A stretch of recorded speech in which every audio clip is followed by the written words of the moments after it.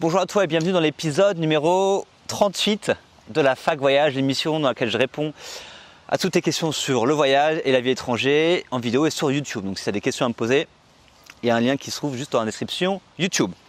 Et aujourd'hui, on a une question de Nicolas qui me demande: tu parles d'écrire 10 livres en 10 ans dans ta dernière vidéo. Comment comptes-tu t'y prendre? Tu vas diviser en petits objectifs journaliers, tous en rapport avec le voyage. Quel thème aimerais-tu aborder? Bon, il y a plusieurs questions en même temps, mais je vais répondre dans une vidéo, ce sera beaucoup plus simple. Donc voilà, là on va pas parler de voyage, mais plutôt des livres que j'écris et qui concernent le voyage, évidemment. Donc Nicolas, merci pour ta question et ton intérêt pour les livres. On va prendre les questions une par une. Alors la première question, comment comptes-tu t'y prendre? Alors c'est assez simple, en gros je compte écrire un livre par an, en majorité auto-publié. Donc voilà, en gros ça fait 10 livres en 10 ans et majorité auto-publié parce que ça prend beaucoup moins de temps et c'est beaucoup plus simple d'auto-éditer son livre que d'acheter une maison d'édition, etc. qui prend beaucoup plus de temps. Donc, sur 10 livres, je pense que j'en publierai quelques-uns avec des éditeurs, peut-être 2, 3, 4, on va voir.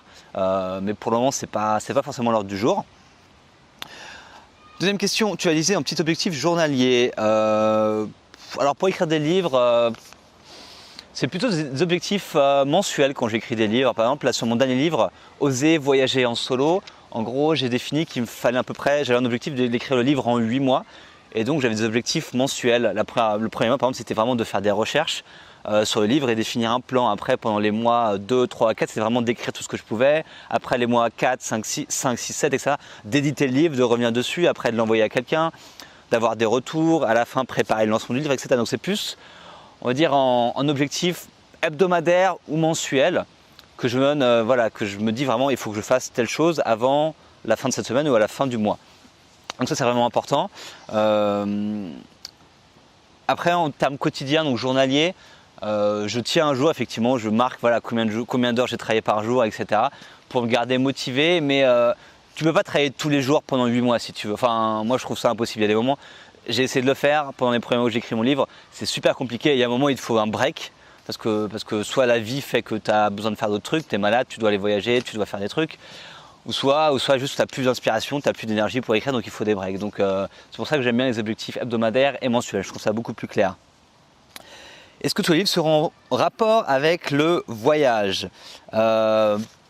Sur les 10 livres, je pense qu'il y en aura la moitié qui sera en rapport avec le voyage. Donc pour l'instant, j'ai écrit Pourquoi voyager seul, Voyage à durée indéterminée et Oser voyager en solo. Donc, c'est 3 livres qui ont trait au voyage. Je pense que mes 3 prochains livres seront aussi liés au voyage, mais de façon moins importante. Le prochain livre sera beaucoup plus biographique. Je parlerai beaucoup plus de ce qui s'est passé ces 10 dernières années dans ma vie en vivant à l'étranger, probablement. Je ferai aussi un livre normalement sur les nomades digitaux, donc qui a trait au voyage mais pas que. Et pour la suite, j'ai plein d'idées mais pour l'instant je ne sais pas exactement. Mais je pense que la moitié auront trait au voyage et l'autre moitié je ne sais pas encore. Il y a plein de sujets qui m'intéressent mais je n'ai pas encore défini ce que je voulais faire pour le moment. Quel thème aimerais-tu aborder? Ah bah voilà, c'est la suite de la question en fait. Sur les autres thèmes, voilà, je sais.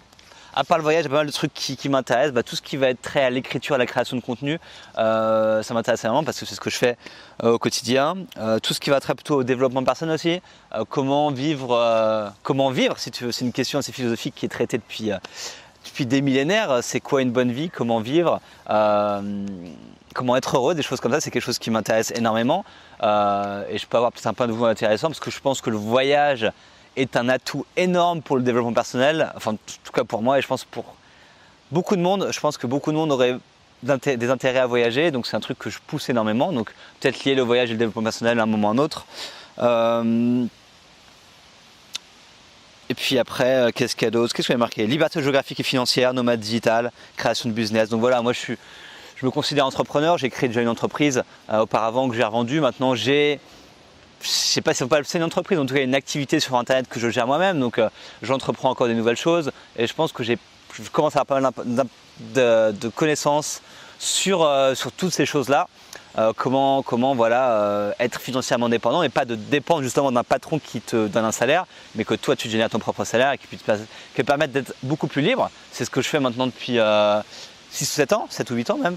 Donc voilà, c'est des sujets qui m'intéressent, à voir si je les traite ou je les traite pas. Ce sera, on va dire, à décider dans les prochaines années. Donc voilà Nicolas, je pense avoir répondu à ta question sur tout ça. En tout cas voilà, c'est un beau challenge d'écrire 10 livres en 10 ans. J'espère que je vais y arriver parce que c'est pas une tâche facile. Là je viens de le voir avec mon nouveau livre qui va sortir. C'est pas simple, surtout quand tu veux écrire un livre de qualité, parce que écrire un livre en soi c'est pas si compliqué que ça. Tu peux écrire un livre court et pas forcément de qualité et faire 50 ventes si tu veux, mais quand tu veux écrire un livre vraiment de qualité et impacter le maximum de gens, ça prend beaucoup plus de temps et je m'en suis rendu compte que c'est ce que je veux faire. Et donc du coup, même un livre par an en fait c'est compliqué. Je me suis donné cet objectif, mais en fait je me rends compte de plus en plus que ça va être dur à atteindre parce que je veux faire quelque chose de bien, quelque chose qui va marquer. Et si tu regardes la plupart des best-sellers qui ont été écrits par les gens, par des écrivains, des auteurs reconnus, ils mettent généralement, il y en a qui mettent 1 an, mais bon, ils sont très aidés. Mais généralement, beaucoup de best-sellers prennent 1, 2, 3, 4, 5, 10 ans pour être écrits. Donc, ça risque de prendre du temps. Donc, on verra si j'arrive. Donc voilà, c'est tout pour aujourd'hui et on se retrouve pour la prochaine vidéo très très vite. À bientôt, ciao.